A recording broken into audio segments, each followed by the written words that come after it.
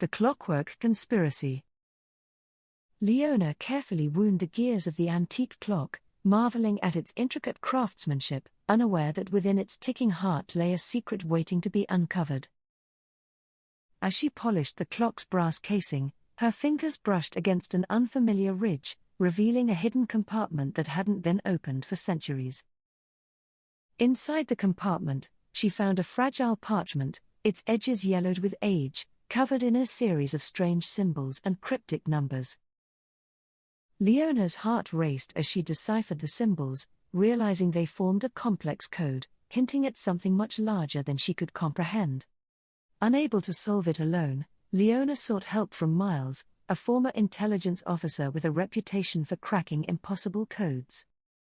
Miles examined the parchment with a furrowed brow, recognizing the symbols as a form of cipher used by secret societies centuries ago. The more they decoded, the clearer it became that the message detailed a plot to overthrow the government, involving people in the highest ranks of power. Leona and Miles realized they were now entangled in a dangerous game, one where the stakes were not just their lives, but the stability of the entire nation. The message hinted at a gathering of conspirators in a forgotten chamber beneath the city, accessible only through an ancient clock tower. Simon, a retired historian, was their only hope of finding the entrance, his knowledge of the city's hidden history more valuable than gold. Simon led them to the clock tower, revealing a passage hidden behind a wall of gears and cogs, untouched for generations.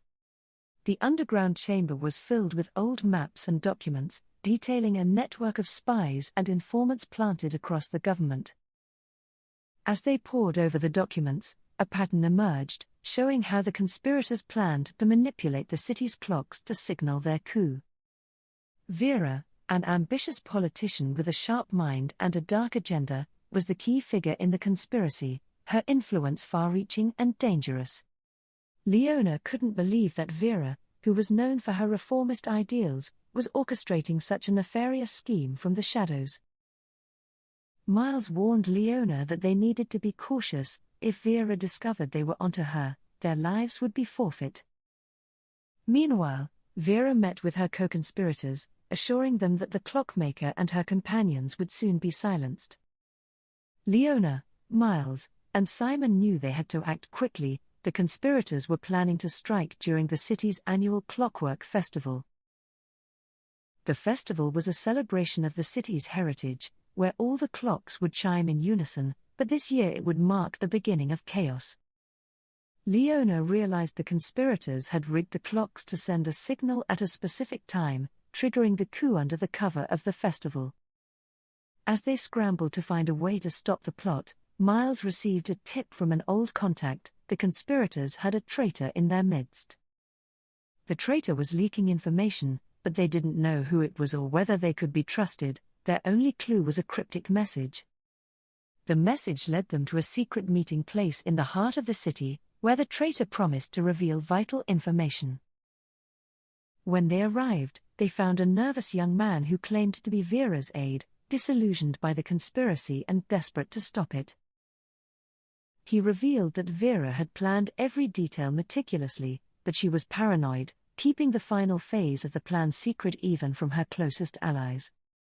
The aide handed them a key, explaining that it opened a vault containing the master control for all the city's clocks, which Vera intended to use. Leona and Miles knew they had to get to the vault before Vera did, but the city was crawling with her agents, making every move treacherous. They split up, with Simon heading to the festival grounds to delay the start of the clockwork display, while Leona and Miles made for the vault. The vault was hidden beneath the city hall, its entrance concealed behind a giant, ornate clock that ticked ominously in the silence. As they approached the vault, they were ambushed by Vera's men, who had been waiting in the shadows, their eyes cold and unyielding. A fierce struggle ensued, with Leona and Miles outnumbered and cornered, their chances of survival growing slimmer by the second.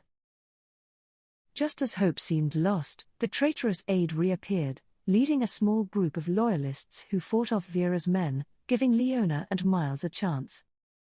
They reached the vault, only to find that Vera was already inside, her hands on the controls, a wicked smile on her face. Vera taunted them, confident that they were too late to stop her, her fingers poised to activate the final sequence of the coup. But Leona had one last trick up her sleeve. She revealed a secret code she had found in the documents, a code that could override Vera's controls. With trembling hands, Leona entered the code, praying it would work. The vault's mechanisms groaned as the override took effect. Vera's smile faltered as she realized she had been outsmarted, her carefully laid plans unraveling before her eyes. In a final, desperate move, Vera lunged at Leona, but Miles intervened, subduing her just as the vault sealed itself, rendering her powerless. The city's clock struck midnight, chiming in perfect harmony, but the coup had been thwarted, the signal never sent, the conspiracy foiled. As the festival's fireworks lit up the night sky, Leona, Miles, and Simon emerged from the vault, exhausted but victorious. The city was safe, but the cost of their victory weighed heavily on them. The mastermind behind the conspiracy was still at large. Vera was arrested and taken into custody, but Leona knew that her capture was only a temporary victory. The true enemy remained hidden. The documents they had found hinted at a larger network of conspirators, their reach extending far beyond the city's walls. Miles warned that they would have to remain vigilant, for the conspirators would not rest until their plans were realized. Simon, though relieved, was troubled by the knowledge that so much of the city's history had been used to fuel such a dangerous plot. Leona vowed to continue her work as a clockmaker, but now with a new purpose, to uncover and dismantle the remnants of the conspiracy. The city returned to its daily rhythms, the threat seemingly passed, but shadows lingered in the corners of Leona's mind. Every tick of the clock reminded her that time was both an ally and an enemy, the passage of seconds marking the approach of an unknown danger. As she repaired clocks and restored their intricate mechanisms, Leona kept one eye on the door, always expecting the next threat to emerge. Miles decided to stay in the city, his skills too valuable to leave, his sense of duty compelling him to protect the fragile peace they had won. Simon returned to his quiet life, but the events of the past weeks haunted him, the knowledge of the conspiracy gnawing at his conscience. Vera, now in prison, remained defiant, confident that her allies would come for her, her mind still plotting, still dangerous. Leona knew that the battle was far from over. The conspiracy had only been delayed, not destroyed, its roots running deep in the city's foundations. The clockmaker's shop became a hub of resistance, a place where those who sought to protect the city from the hidden threat could gather. As the days passed, Leona, Miles, and Simon continued to unravel the web of deceit, determined to expose the truth and prevent another coup. The city's clocks, once symbols of order and tradition, now stood as silent witnesses to the ongoing struggle between light and darkness. Each new day brought fresh challenges, but Leona refused to give in to fear. She knew that as long as the clocks kept ticking, there was still hope. The conspiracy was far from defeated, but Leona and her allies were ready to face whatever lay ahead, united by their common purpose.